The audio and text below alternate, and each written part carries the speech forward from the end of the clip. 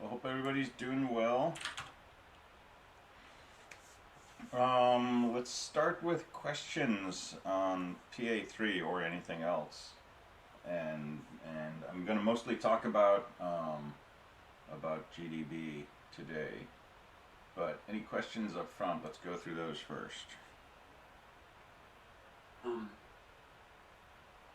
So I'm trying to like test my predict function and stuff, and trying to make it like compile through main .c by using the include statements and stuff. Okay. And it's telling me that I have like an undefined reference to string comparison or something, even though like in like intro.c, even though I have the hashtag include string.h in there. What's the exact error it's giving you? Huh? What's the exact error it's giving you? It's like this. It's basically saying like warning. I think it. I don't have it in front of me, but I think it was saying like warning.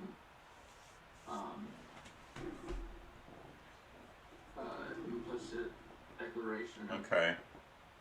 Function or something. So if it's a warning about implicit declaration, it doesn't see the include string.h, and it's possible you included that in a different file from the one that you're using string in, or you're using a string function in a different file that you didn't include string.h in. You can also get warnings if you're using the wrong kind of arguments to these string functions. So if for example you tried to string compare to a single quote, or you tried to compare something that wasn't a character array, that would generate warnings, but it wouldn't say implicit declaration. So probably your best bet is come by office hours in Zoom where you can screen share, and we can look at exactly what it's doing. But if it's definitely complaining about an implicit declaration, that's almost certainly string.h is not being included where you think it is. And sometimes when we break our things up into multiple files, right, we can end up using a function in one file, but doing the include in a different file. If you put that include in like a standard main.h and make sure you put that in the top of every .c file you have, though, that should definitely take care of it. So it sounds a little mysterious, but make sure it's complaining about implicit declaration, and it should tell you in that message what file it's trying to compile and complaining about, or compile each file by hand and track it down from there maybe. But if those don't work, like I say, come by office hours.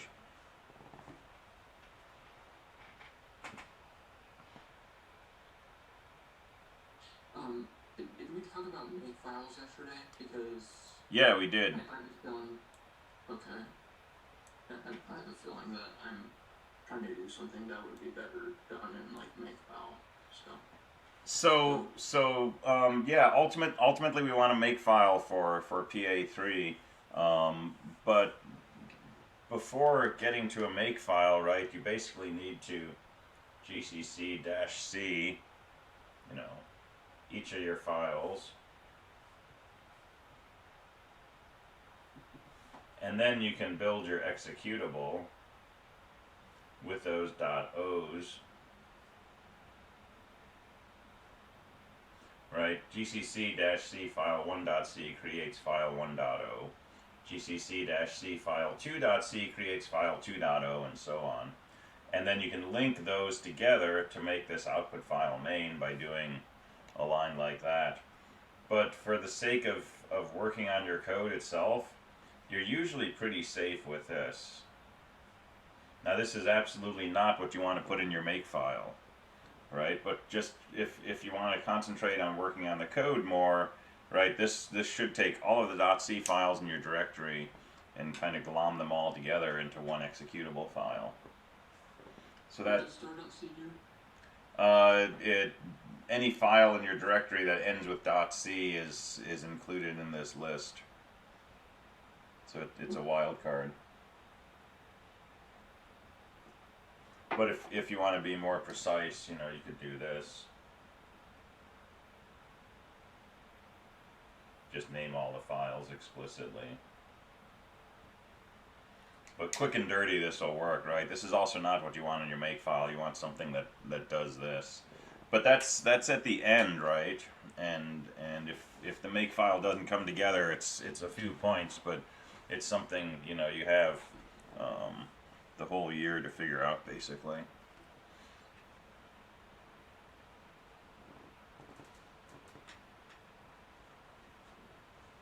All right, go ahead and send me an attendance note, please.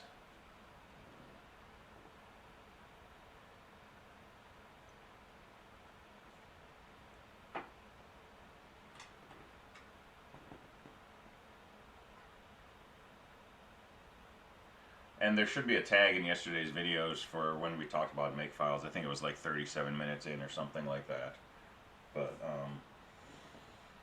there's lecture video on it, and then I pushed all of the files we used for that part of the lecture up to the shared area on the Linux server, so you can make a copy of those and use that as a template.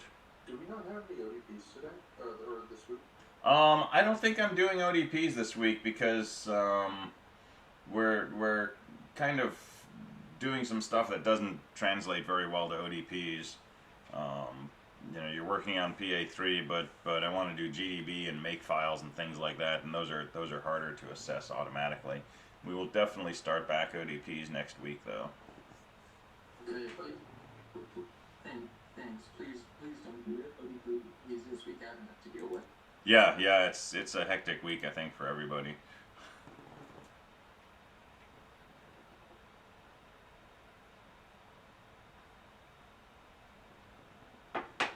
All right, so let's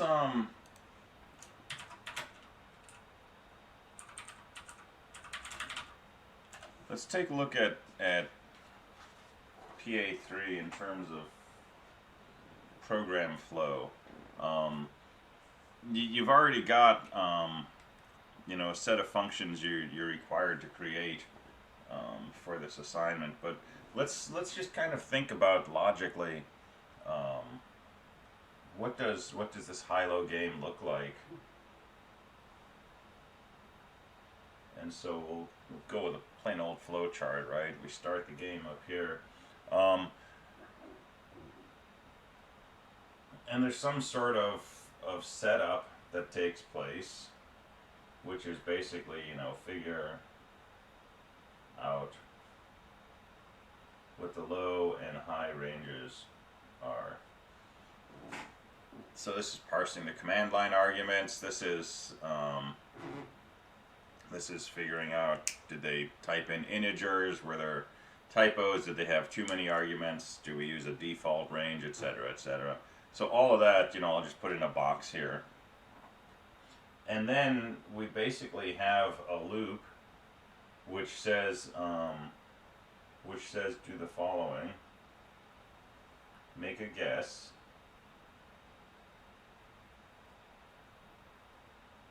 So take the average.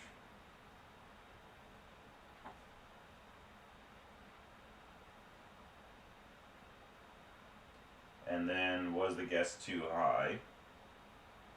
And if it is, then we change our high to be guess -1. If it's not too high, then we say, is it too low? And if it is, change your low variable.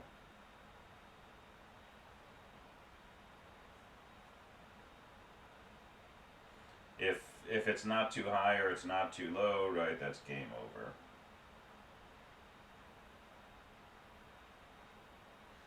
And then both of these basically go back up here make a new guess.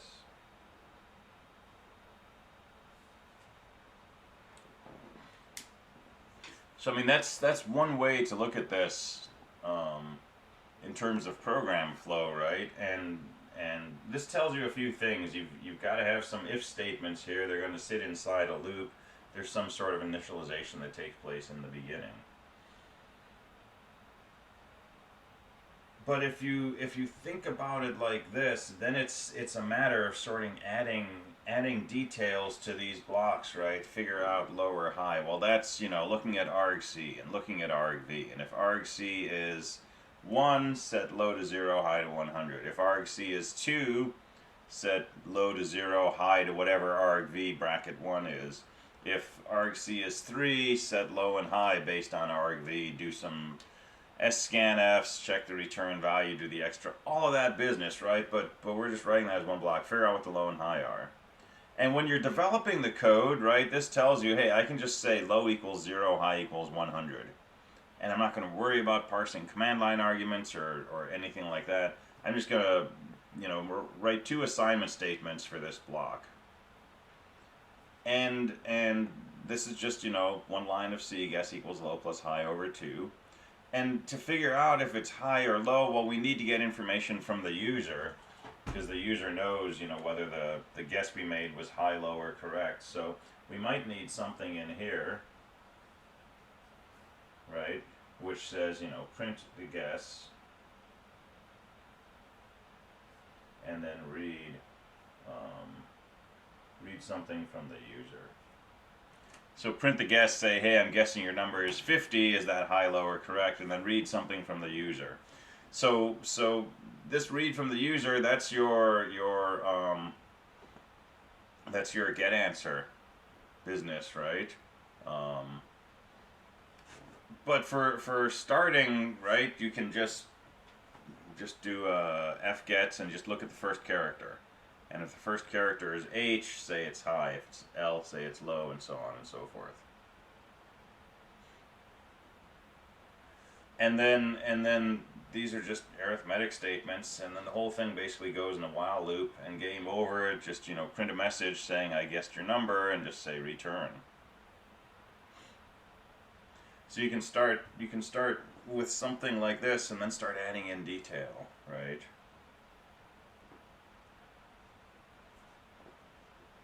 All right, I gotta read messages here.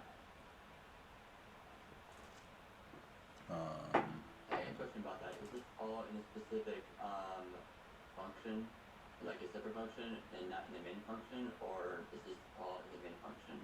So this is your main function, but it will definitely be split up into other functions. You may want to do this inside main. You may want to make a separate function like, parse arguments that figures out what the low and high range are.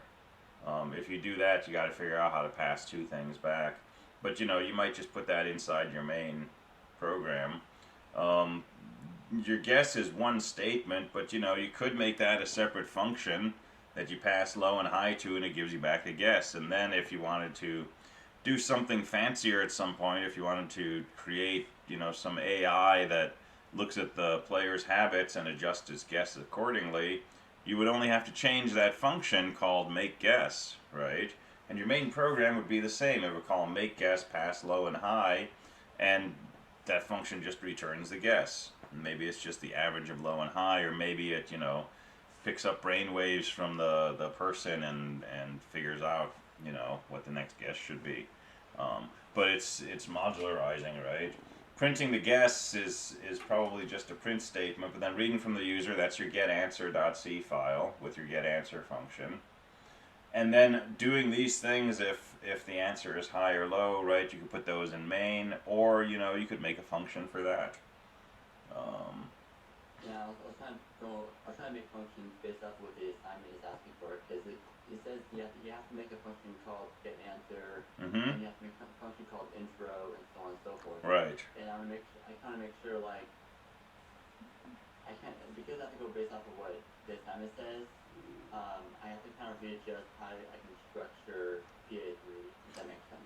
Yeah, so you're definitely safe and in good shape if you break it into the pieces that are described in the assignment. Um, if it makes sense to you to break it into further pieces, that's totally fine. But I picked those pieces because I think they're the ones that are going to sort of make the most sense for most people. Um, so if you stick with that, you should be totally fine. Let's see. It's just a lot of garbage in the chat. That's okay. No, there's some stuff in here. So yeah, ODPs can take 5 minutes or 5 hours, right? And that's why they're important. Is if they take 5 hours, right? That's something good that you're trying to learn right then and there. So that's important. And if you already understand the concept, then it might only take a few minutes. If you're bored, right, you can definitely be writing all kinds of code to practice.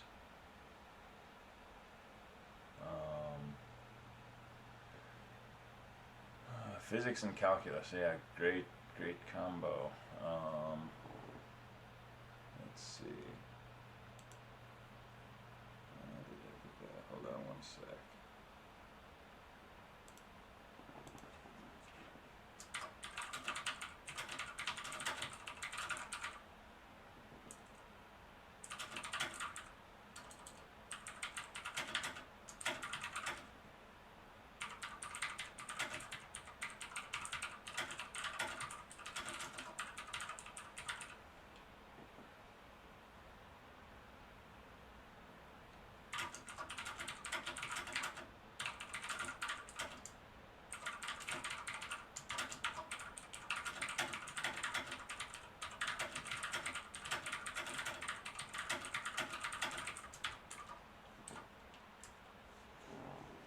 All right. So if you're having trouble getting going, getting started, making progress, right? That's one way to break it out.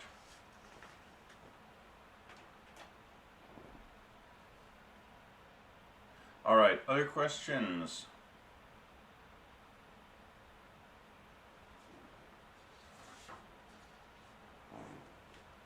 So if I want to use a function from another file, Mm-hmm. and I want it to be like I'm trying to use it kind of like how it is in like I think it was Java or something, Mm-hmm. where I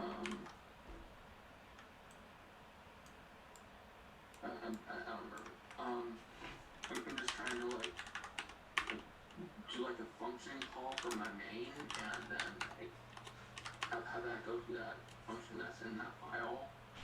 But I don't think it likes that. So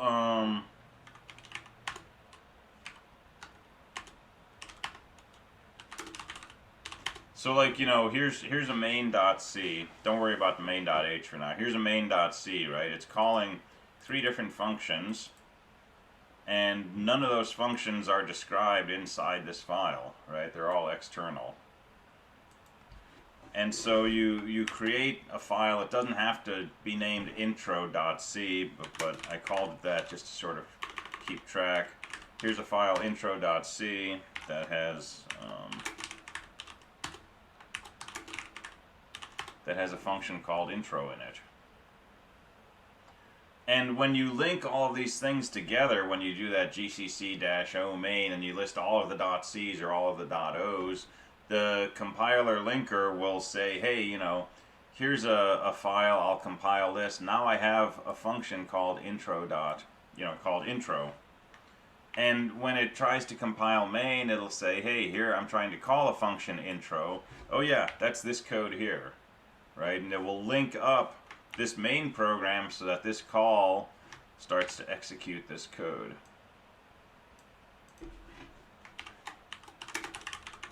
And that happens with I don't have my make file here. That happens with that big long GCC line, right? And so you can take each of your functions. here's our getAnswer.c, right? That doesn't take any arguments and returns an integer, for example. And I can just use it like a function. And we do this already. Every time we say printf, we're calling a function. Every time we say fgets, we're calling a function. And it's a function that's not, written inside our .c program. It's an external function. It's exactly the same thing here, except these are functions that we're creating externally, whereas printf and fgets are functions that somebody else created and defined externally. And for those external functions like printf and fgets, we use standard io.h to declare the prototypes. For functions that we write ourselves, we have to declare the prototypes ourselves. And so we, put something like this in the beginning of wherever we're planning to call those functions from. So I have a question about that. So when you make a makefile, does it have to be called makefile? Or can you name it anything else? It's got to be called makefile. The only wiggle room is you can make it uppercase m or lowercase m. And either of those will work.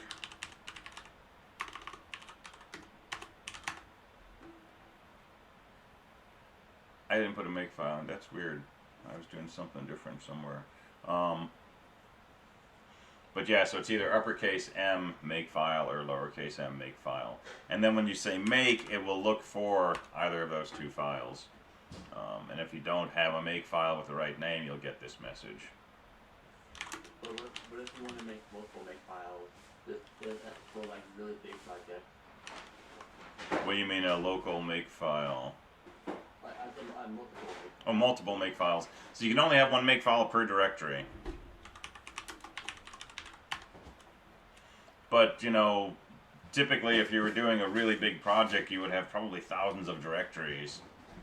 And the piece that somebody's working on would be in its own subdirectory, and there could be a makefile for that. But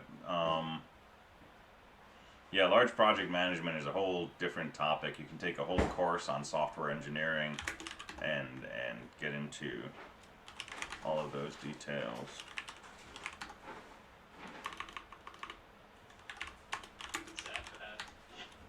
Is SFTP standard to Linux? Pretty standard. Okay. So that's just how I push and pull things to the Linux server. Sorry, say again? Generic Ubuntu would have it? Yeah, Awesome. it should. If not, you can install it. So yeah, so there's the makefile we were playing with yesterday. So this is what links those objects together.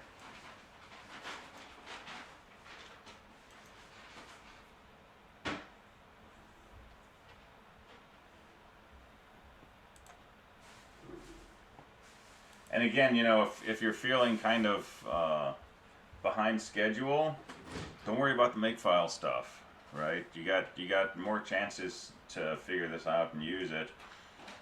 You lose some points, but it's more important to get your high-low game running, compilable, and able to execute the basic gameplay, than to spend half a day getting the makefile to work, but have compile errors in your code, or have your code not run in a loop and things like that. So this stuff, the first few years that I used makefiles, I basically just kept a file like this somewhere in a directory, and every time I wanted to make a makefile, I just took this and I edited it and made my own makefile. And it's only since I started teaching this stuff that I actually figured out how to write this without going back and referring to a template. It's something that you do relatively infrequently. So I wouldn't sacrifice the bulk of PA3 trying to get this nailed down. I have a question. Yeah. You have a display.o file there. Is that something that's required in the main? No, this was junk code, so I just wanted to write some C files and link them together. So nothing directly to do with PA3. When you link it together, does it matter what order you type them in? It shouldn't. If you're linking together .os, it should not matter. The only time you might get into an issue is if you had the same function declared in multiple files. I think it will pick out the first one. Or it may just yell at you. It depends on versions. But yeah, it shouldn't matter what order these are in. Also, for each of the .c functions, like get answer.c, etc. Mm-hmm. Intro.c, etc. Do we need to have hashtag include main.h in there as well? Only if there's something in main.h that you need. So for example, intro.c, right? The only thing I really need in here is standard io.h because I'm doing a printf. In getAnswer.c, I don't need anything. I don't need any function prototypes. I don't need standard io.h. I don't need string.h. I don't need anything. So I could totally leave off this include statement, right? I put it in all of my files just because it saved me from having to think too much about what I use or don't use. Isn't that one needed though because you have that defined variable? Oh yeah, this one's needed because I have it defined for magic. You're right. Yeah, so I do need that in there. So for a smaller project, if as long as you don't do anything weird in your .h file, it's probably safe to include it everywhere. Where you're going to get into trouble is if you start putting like the actual code for functions inside main.h, then everything is going to go crazy. But if it's function prototypes and includes and defines, you can put that everywhere. It should cause no harm.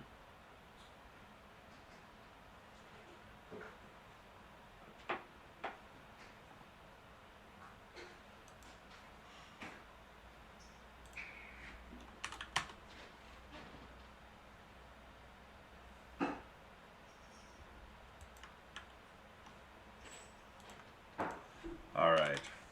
Anything else?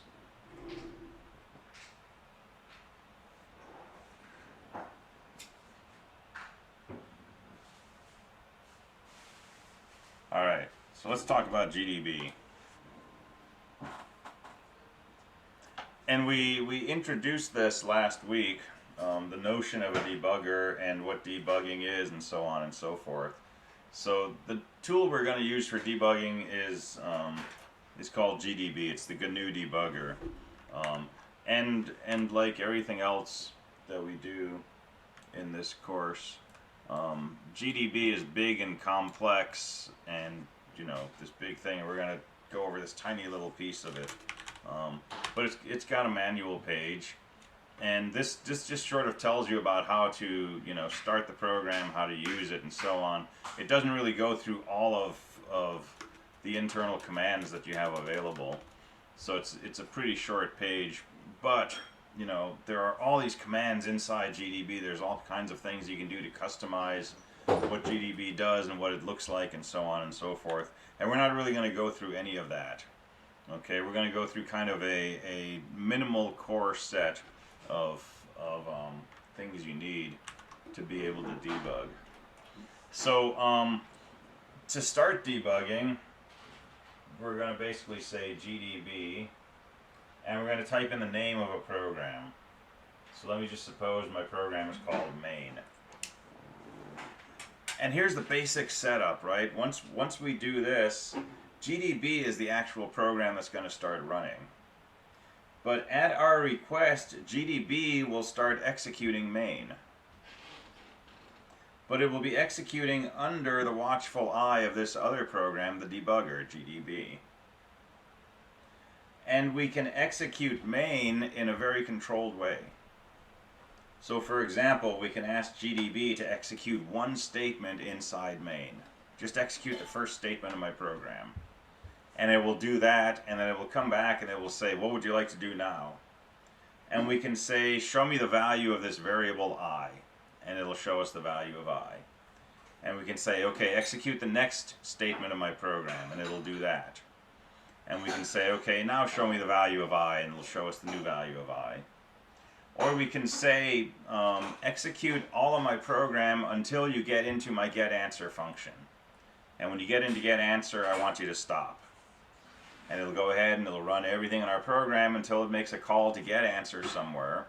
And once it starts getAnswer, it'll come back and say, okay, I'm about to run getAnswer, what do you want to do?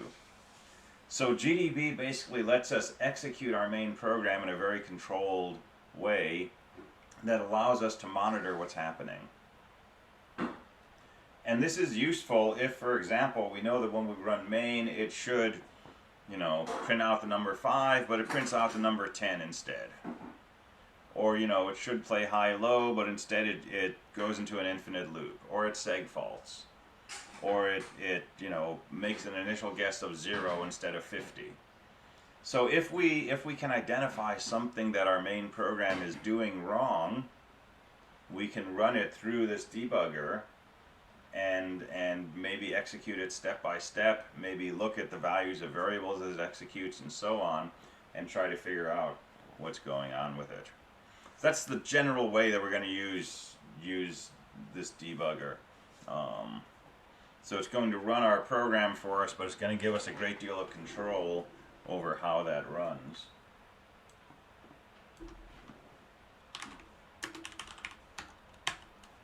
So let me pick on some sample code. Quick question. Yeah. I'm in GGB right now, in Putty. How do I exit from it? Control D will usually get you out. And it'll ask you if you want to quit anyway and just say yes. So Control D.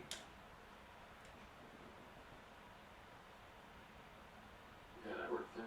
Cool. So conceptually, how can a compiled language execute line by line? It's a really cool question, right? The trick is when we compile our program, we're going to use a special switch, which adds extra stuff to our program that will help it be possible to execute line by line. And so before we use GDB, we're going to compile with GCC. We're going to put a -G switch. And -G means basically do the extra stuff so that we can debug this.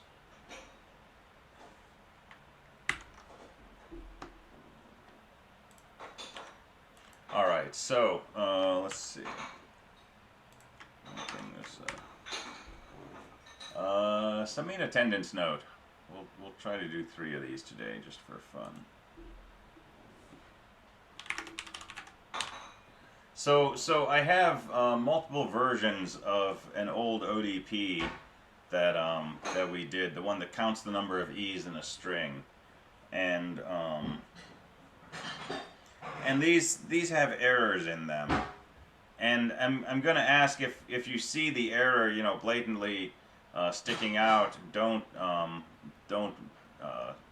spoil it for others, right? Because all of these programs have mistakes in them. But our goal is to use GDB to see if we can track down what the error is using the debugger, in case we're not able to just kind of look at the source code and see what the error is. Now these are small programs, and so it's probably not as hard to figure out what's going on. But imagine this is 10,000 lines of code, and it's 3 a.m. You've been working for 27 hours now, and we want to methodically figure out what the problem is. All right. So this is our old ODP where we were counting the number of E's. So here's the function prototype. Here's our main program. I'm going to call count E with this string hello bye. There's 2 E's in here, so count E should return 2, and we're going to print out the value of that result. And this is one of several versions of this program. So let's compile this. And let's run it, and it tells me that I have 972 million etc E's in my string, right? So that's obviously a problem. And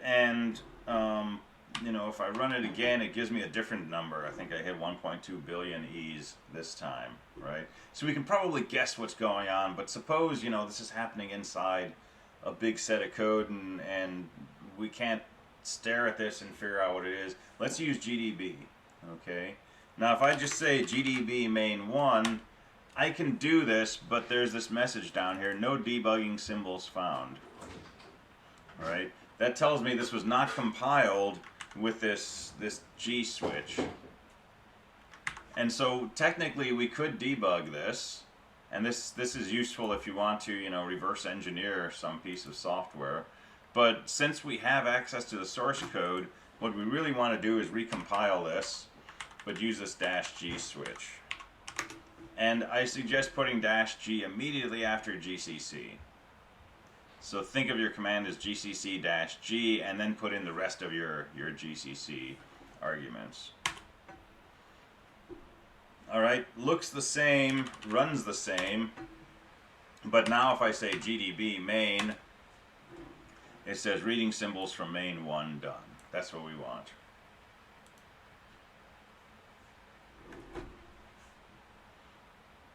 So there's a lot of things we can do inside GDB, including asking for help. So we can say help, and it tells us that there's different categories of commands. And we could say, for example, help data for help on examining data and so on. But I'm going to give you, you know, half dozen commands that will probably be a good kernel of commands we need to use. So one of them is list, and list will show you your source code. So this is kind of cool, right? So if I say list, it shows me the first 10 lines of my source code. And if I were to say list again, it will show me the next 10 lines. And it will do that until I run out of lines. If I want to list from a particular range, let's say I want to list line 7, I can just say list 7, and it will show me a few lines before and a few lines after line 7. Alright, so that's one good command, is list.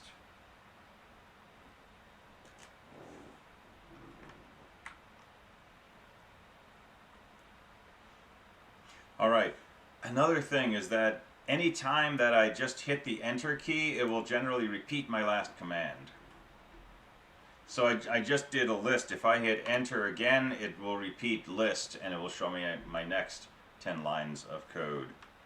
And you're going to find yourself typing in the same command again and again and again. So you can just hit enter, and it will repeat your last command.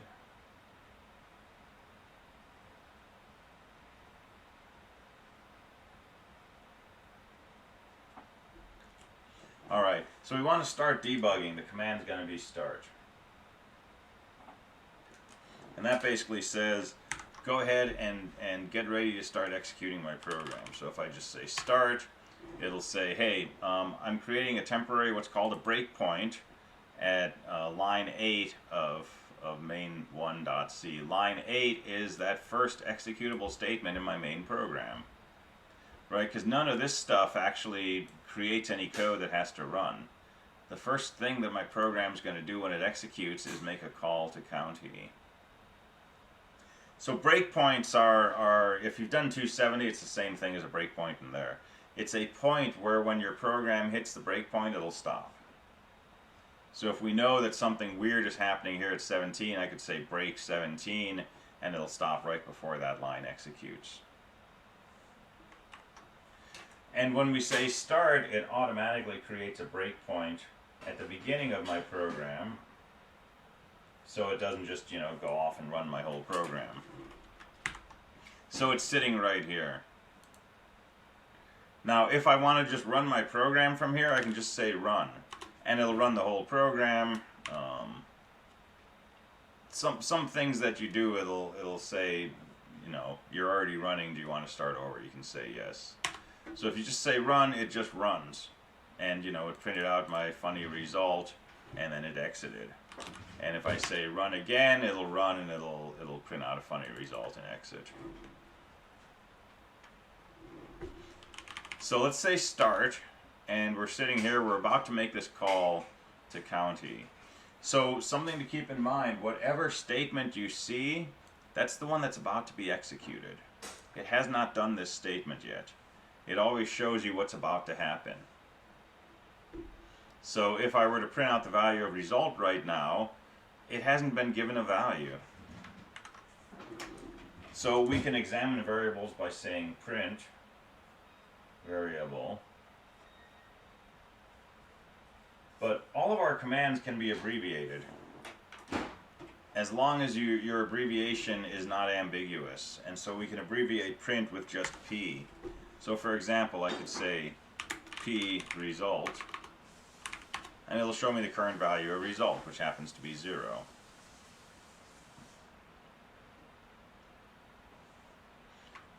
Alright, if I want to execute one statement, I can say next.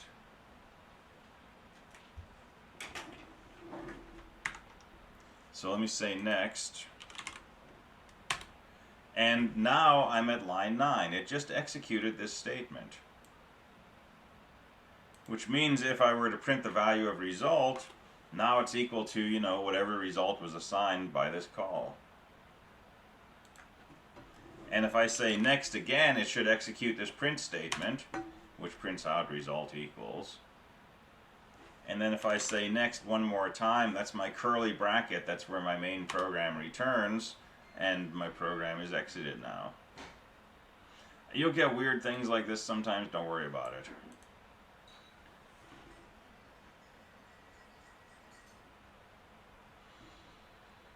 Alright, so next is useful, right? Start, and there's always a breakpoint in the beginning, and then you can start saying next, execute one line at a time, and you can use prints to examine variables. Just basically step 2. Basically step.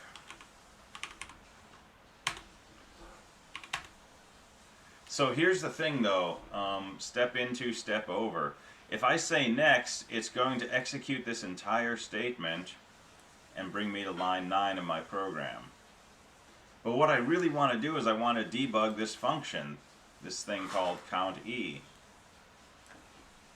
And if I say next, it's going to do everything in that function call and come back to line 9, the next statement of my main program, before it comes back and says, what do you want to do now? So there's two ways to step. Next is what we would consider a step over. So we step over function calls. If we want to step into a function, we use the command step. And this says step into a function. So in MP Lab, right, this is step over, this is step into. In GDB, this is just next, this is step. So I'm going to do something different here. Instead of saying next, which will go through this whole thing and then come back, I'm going to say step. And now something different happened. Now I'm at line 16 of my program. And it's telling me I'm in a function called count E. And count E was called with an argument at this address in memory.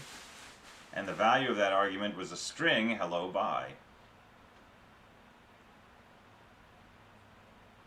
Alright, and if I do a list from here, this is where I am right now. I'm about to start executing this for loop.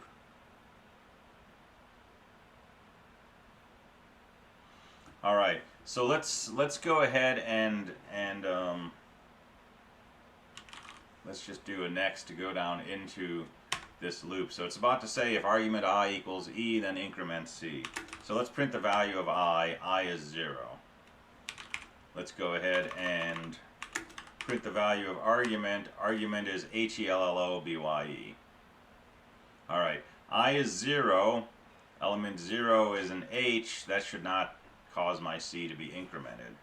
So I'm going to execute that if statement, and now I'm going to print the value of C, which should still be 0, and it's not 0, it's some big wacky value. Alright, so I probably should have looked at C before I did this if statement. So I'm going to say start, and I'm going to say yes, go back to the beginning, and I'm going to say step to come in here, and I'm about to execute this for loop. Okay, so I'm going to execute the beginning of my for loop, and I'm going to print the value of C before I do this if statement, and it's a crazy value. And if it still hasn't clicked for me what's going on here, I'm going to go ahead and do this. I'm going to step into here, and before I do anything in this function, I'm going to print the value of C, and it's not 0. And if I do a list, right, hopefully at this point I can figure out what the problem is. C is not initialized. Well, if I don't say C equals 0, who knows what's going to happen?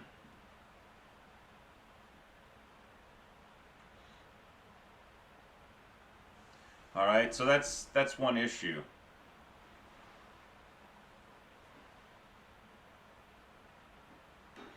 So I can try to do something like this. So I can say print C equals 0, and that's kind of a sneaky way to force C to be initialized to 0. And so now when I print C, it's a 0. And so if I start executing some statements, right, I can come down here, I can print I, C is equal to 0, arg bracket I is equal to E. This should increment my C. So if I say next and I print C, now C's been incremented to 1. And if I hit next, I can just come through this whole for loop. And now if I print C at the end of my function, I can see C is equal to 2, which is what it was supposed to be because I had 2 E's in my string. So now I can say next, I can come back out of my function, I can say print the result, and it says result equals 2. Alright, so I know what the bug is, I forgot to initialize C. So I can do Control D to quit, it's going to say this process is still running, do you want to kill it? I'll just say yes. Alright, questions about that?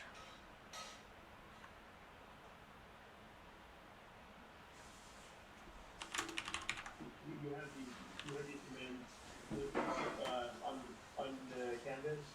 If they're not, I'll post them after class, or this afternoon. I have a one-page synopsis that I apparently wrote a while ago, so I'll toss this up there. That'd be handy, thanks. Yeah. What does backtrace do? Backtrace shows you the results of your function calls. Thank you. Oh. So main 1, for example, I'm inside my call to count E right now, and if I say backtrace, it'll show me I'm currently inside count E at line 16 of main.c. I was called with this argument. That was called from a function main at line 8 of main.c. And as I make more and more function calls, this will expand. So it's showing you the stack. It's showing you the stack, exactly.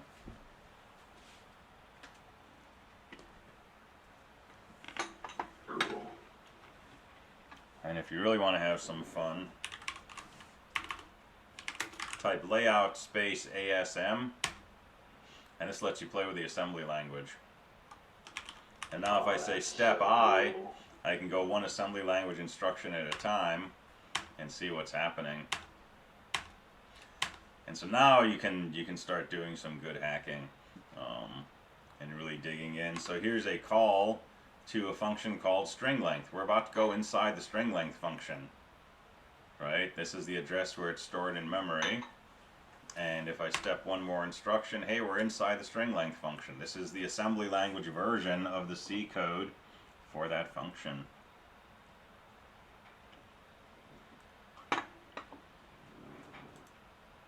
That's so rad. Yeah. So this is a really good way to if you want to start, connecting the different pieces at the different levels and see how algorithms and C and assembly language, and if you like machine code, all kind of meet together. All right, so I've got several more main programs with bugs inside them, so we'll go through those tomorrow and just get more practice with GDB, looking at ways that you can use it. But that's 90% of the commands I plan to talk about we've already done. Basically printing and stepping using next versus step. We'll want to set breakpoints and watch points, and also look at ways to examine memory directly. And this, you know, if it helps you in 224, that's great. You can still, you know, always get away with just doing print statements. But then when we get to CSE222, being able to use the debugger will definitely help us. But you know, there's our reality for most of this. All right, cool. Have a good one. I will see you next time.